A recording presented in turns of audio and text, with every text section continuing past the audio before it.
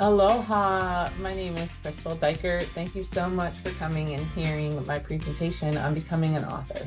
I am a published author. I wrote my first book. It's Creating a New World, A Journey Towards Self-Actualization. And this book completely changed my life. Becoming an author was such a journey for me.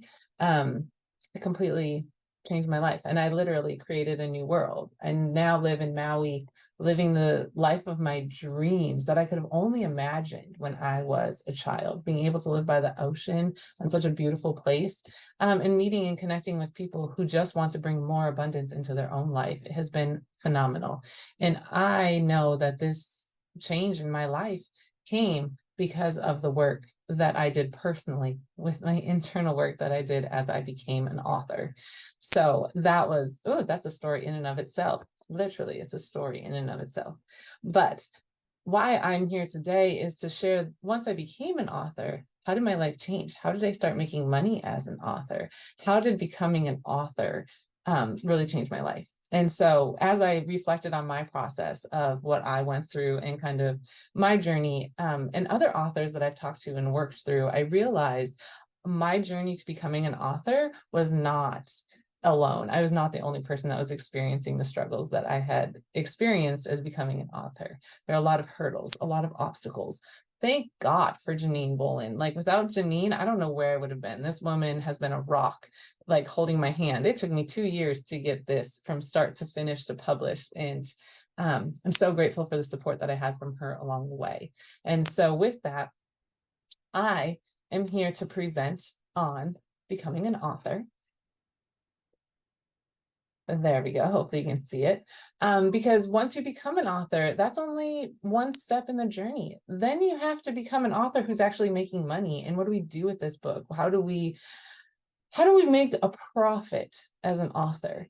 And so I'm so glad you're here and a part of this Authorpreneurial Summit, because there's so much wonderful information from so many successful people here that I hope you have your notebook, pen, paper, and you're taking notes so that you can walk away with something.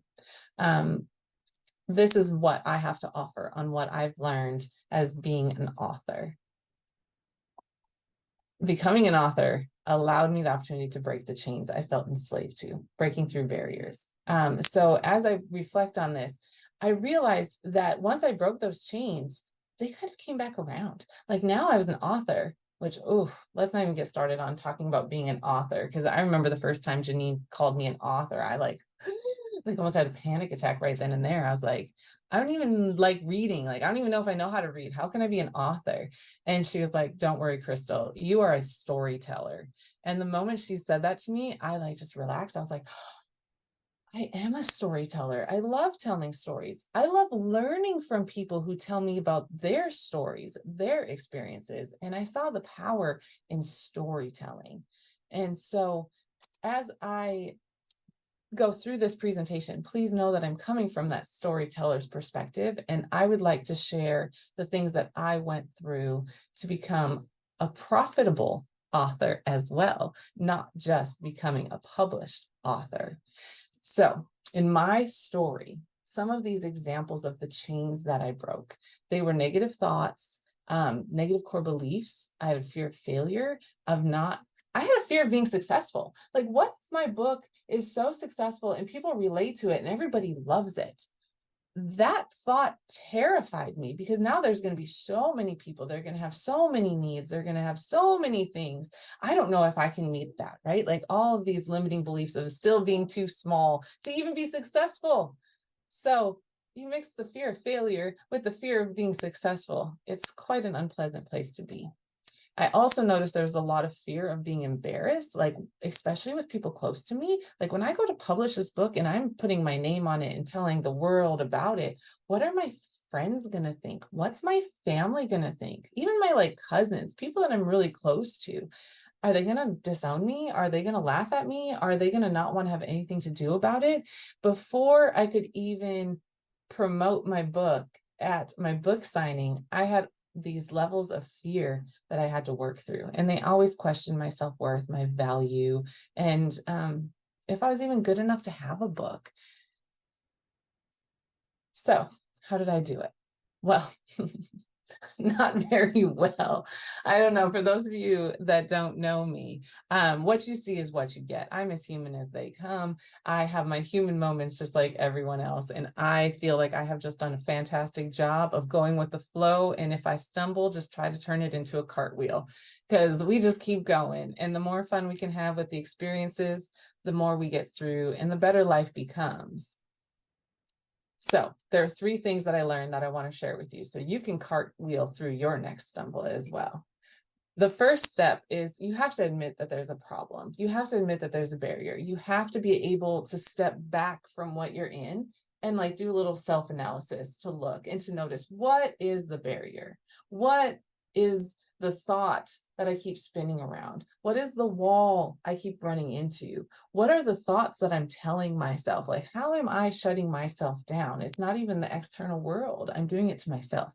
But without being able to step back and first kind of assess and analyze and admit to yourself that there is something that's a roadblock, there's nowhere you can go. Once you can notice that, the second thing that was like huge is noticing I've been here before. This was not the first time that I had run into these roadblocks, into these barriers. And finally, you have to know that it is possible for change. I did not just write a book called Creating a New World because I thought it sounded like Aladdin, right? Creating a whole new world, whole new world. Aladdin and Jasmine floating off on the carpet as some fairy tale. No, it is possible. It is possible to make change. It is possible to create the world you want to live in. It is possible to take your book, your story, your experiences, whatever is in your book, it is possible to become profitable and to make money on it. All right. So admitting I had a problem. These were just some of the steps that I took. I want to share them with you because this is a pretty easy place to start. I didn't add it to this PowerPoint, but the first step is always to breathe and not just take a deep breath in. Fun fact, when our lungs are resting, they're fully full of air. So that means when they're resting and doing no work, we have air in our lungs. So first step is you have to exhale. You have to release, let go, let that first breath out, and then take another breath in, let that out, and allow yourself some time to kind of reflect. Stew on what you're noticing. Start noticing what you're noticing. Don't get caught up in it, but just kind of sit back and observe. Observe. Sit on the park bench and notice what's happening in your life from that non-judgmental place. Notice your thoughts, your feelings, your emotions, because all of those are important.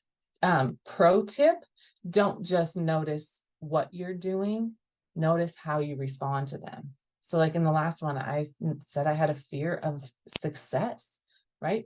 When I noticed the success, all of the things, right? What if gets us nowhere? It's a terrible question, but we all seem to ask it. But those aren't the things to notice. Notice how you respond to them. For me, I tend to do too much. So when I get anxious or overwhelmed, and when I started to notice these thoughts, feelings, and emotions, I noticed how I responded to them. I was putting things on my calendar. I was doing so much extra work of things that didn't need to be done, but I felt like this is how he's going to respond to this fear that I'm feeling. This is how he's going to fix it. The responding to it is usually what keeps us spinning in a circle. So notice the feelings and notice your response to them. Because once you can notice your response to them, then you have the opportunity to change your response to them, which puts you back in control. Another thing, I had to accept that these things were true. I had to accept, like, I kind of am afraid of being in the spotlight. I'm kind of afraid of being in front of people. Yeah, I remember when I was 5 and I was in gymnastics and how horrible it was to be in the spotlight, right? Like noticing those things and accepting them as true, that this is a part of me, this is something that is there.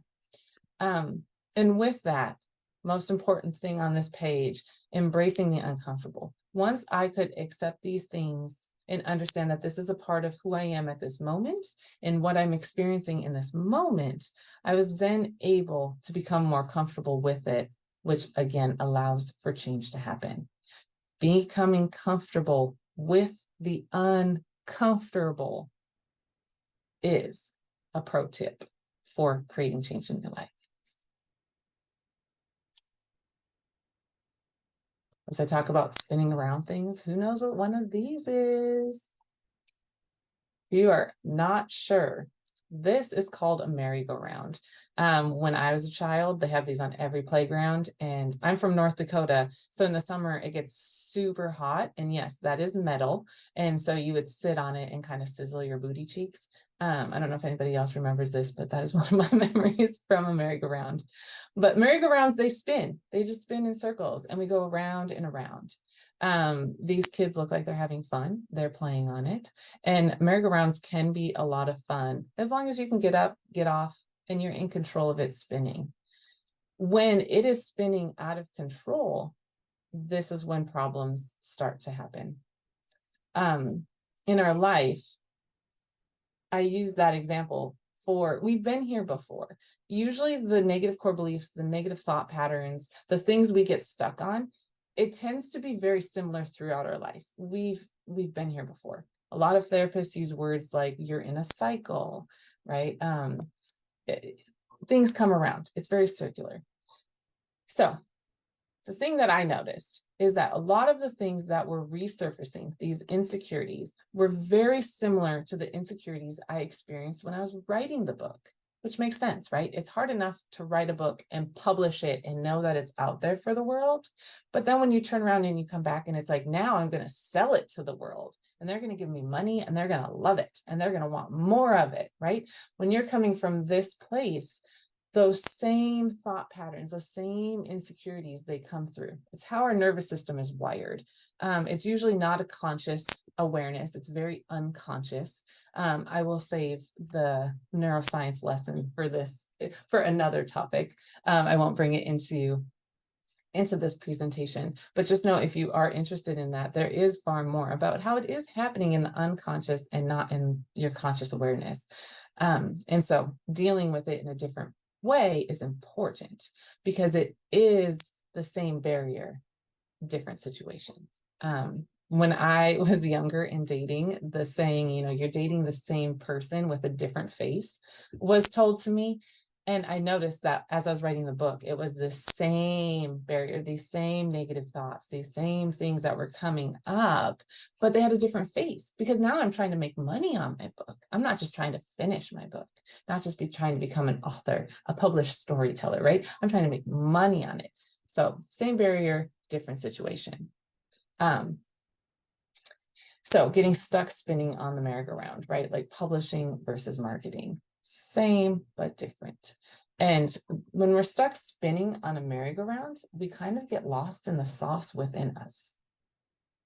So the question, if you've ever noticed, or if you feel yourself spinning and kind of getting stuck and having these same things come up, notice which part of you is pushing the merry-go-round. At the beginning, I was talking about not only noticing on the thoughts and feelings you're experiencing, but noticing how you're responding to them. Insider trick, as a therapist, I will tell you that there is a third part that is involved. It's not just the thoughts and feelings you're experiencing. It's not just how you're responding to them. There's also some programs and conditionings from your lifetime that are telling your amygdala, right? Your spidey senses are picking them up. They're telling your amygdala that is like, oh, go time, danger, we've got to respond. And it's getting your frontal lobe to act in that way. So there is a part, we've got to find what part is pushing the merry-go-round, because when that merry-go-round doesn't stop for you to be able to get off, it is not pleasant to be on. It is not. It is nauseating and exhausting. You don't want to be there. So it is possible to find out what part of me is pushing. As I mentioned earlier, I remembered being 5 years old in gymnastics and being in the spotlight and the embarrassment and everybody telling me I did well, but then wanting more. And then I failed, right? Like all of those emotions were tied up into this one memory. But I didn't realize which part of that memory was pushing the merry-go-round until I went through the process. So it is possible to change. For me, with that childhood that I mentioned, I did a lot of EMDR. Being a therapist, I was very familiar with EMDR already, but I was able to work with somebody I became trained myself. I received sessions and I worked with somebody on these memories of what was kind of getting in my way of being a published author, of putting this out there. How does this memory from 5 years old still impact my fear of being in the spotlight now? With that, inner parts work is also crucial. If you're not familiar with inner parts work, that's kind of a new thing that's coming into the therapy world, such as like working with your inner child. That's probably the most common. I personally work with inner child, inner nurture, inner warrior, and inner god or goddess, like those 4 different parts, and bringing harmony to them. But by finding out how to bring this harmony in, you really find a way to kind of come connected with your authentic self. And when you're trying to make a profit on your book, people are buying you. They're not just buying the product, they're buying you. So if you can't stand in your own skin and you have these like barriers that are coming up, you're non-verbally expressing those barriers every time you try to step in front of someone and try to tell them about your book or try to tell them about what you're offering to them. And so being able to do this work on the inside definitely changes how you present to people on the outside. I don't have it on this slide because it wasn't until after I completed the slide that I was introduced to Reset It. Mark Matthews has this program. It is not therapy, it's for everyone, but it's a Reset It program where it helps you with some of the same things, these like barriers that you get stuck in and kind of our mind kind of wraps around. There's ways to reset it. So you can find out what is more of your authentic self versus what are the programs and conditionings that you've experienced throughout your life, and how are those things that no longer serve you still impacting you. So there's a lot of options. I highly encourage you, if you're interested in this, you don't have to go it alone. There's a lot of modalities. There's a lot of people out there that can help you connect with what you are needing. My information is at the end of the slide. So even if you want to schedule a 15-minute consult and be like, Crystal, here's my problem. Here's what I'm seeing. Who do I talk to? What's best for me? How can I get unstuck? How can I work through this? Schedule a 15-minute consult with me and I will help point you in the right direction. I geek out over all of this stuff. And so I know a lot of therapists, I know a lot of healers, I know a lot of people that can help you make the change you want to see in your world. Remember, there's a great chance that you have already overcome a similar situation. So this is just a new experience with the old stuff. We just have to take the tools that you have, that you already are working with, and bring them in to this current situation to help you kind of get through it. I am also a really, really big fan of visualizations, meditations, mindfulness. A little insider tip: with all the research that they've done with our brain, they have found that our brain and our head can't tell the difference between what's real and what's not. So if you do a visualization or if you do a meditation, your mind is going to respond in a way as if you were right there. Before I moved to Maui, I did meditations every day about being on Maui. I listened to the beach here. I listened to the birds, the sound of the wind. I could imagine my feet in the sand. I did them every day. And every time I would do those meditations, those visualizations, my body would respond as if I were actually here. And it is what helped bring me here. I truly believe that. And so if you want to help yourself get off of the loop that you're stuck on, visualize what's it going to be like when you're not on the loop. Because if your mind does not know what it looks like to not be on the loop, it will just stay on the loop because it knows what to expect. It knows how to handle life. It knows how to do this. It's done it before. Even if it's not what you want and it's not very good, that's okay because it's comfortable. So the brain will stay there. If you can take 5 minutes a day, a minute a day, 5 minutes a day, 10 minutes a day, take some time for yourself, visualize, meditate, bring in the image, the idea of what it's going to look like when you're not on it. This will show your brain, oh, this is what we're trying to do. This is how I can respond differently. This is where I'm trying to go. And it will start to create those neural pathways that will allow you to overcome things as you want to.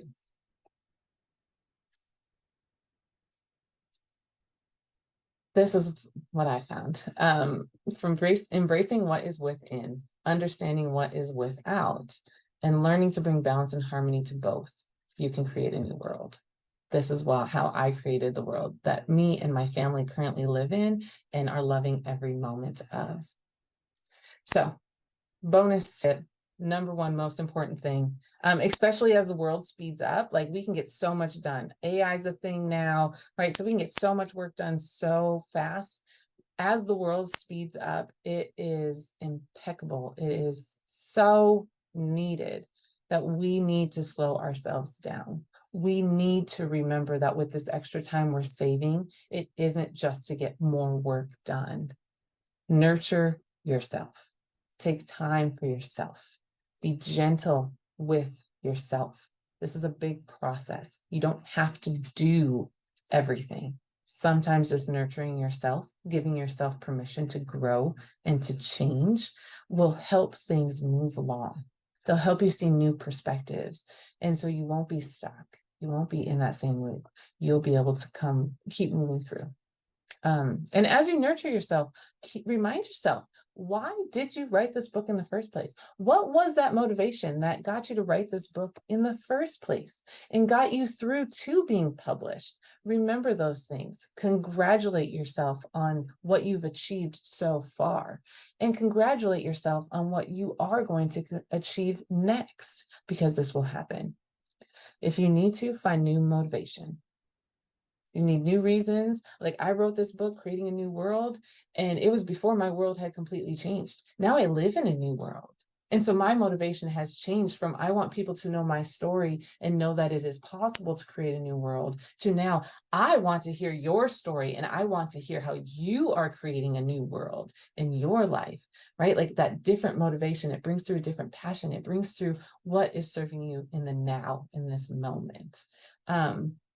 And then a last tip, just because it means the most to me.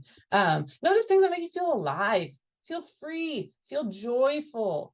Like, so many people come to me as clients for therapy because they're missing that joy in life. The spark is gone. I just want to feel something happy, right? Like something light. And it's like, great, let's start to find things that make you feel alive and feel free. And the more you bring that in to your life, the more that's going to come into helping you get over these barriers. It's going to start changing your perspective on how you see things. It's going to start changing your motivation and your desire for the projects you're working on. And as that grows, people around you are going to become addicted to it. They're going to become attracted to it because they want to feel free. They want to feel joy. They want to feel excited too. So by taking care of yourself, you also nurture those around you. Grace. I love Miss Brene Brown. If you're not familiar with Brene Brown, I highly recommend checking out her work. She has so much work. She's wonderful. But one of her statements is, grace means that all of your mistakes now serve a purpose instead of serving shame. Let that one soak in a little bit. All of your mistakes now serve a purpose. They're not just to shame you that you didn't do anything wrong. Give yourself grace. You now have learned. You've had an experience, let's keep moving on. Let's keep moving on. So thank you so much for listening to this. I hope that there's some things in here that you can take away and help you kind of find that there are ways out. You can find a new path. You can find a way to get unstuck and to breathe some life of excitement and joy and freedom into the work of making money with your book. Here are some resources that you will find. I have EMDR, EFT. EFT is very helpful. There's a lot of, you can go on YouTube. There's a bunch of EFT tapping things that really helps us kind of be in the moment of like, yes, I'm having these feelings and these emotions, but they're not me. They are just what they are. And kind of helping our body come along with our mind and bringing that harmony so we can move forward. I do have a blog that I wrote, which is Stuck on the Merry-Go-Round, which explains more about who's pushing, which part of us is pushing that merry-go-round. And then also information on inner parts work. Here is how you can also get a hold of me. Here's all my information. Mahalo nui loa. Thank you very much for listening to me and for spending this time with me.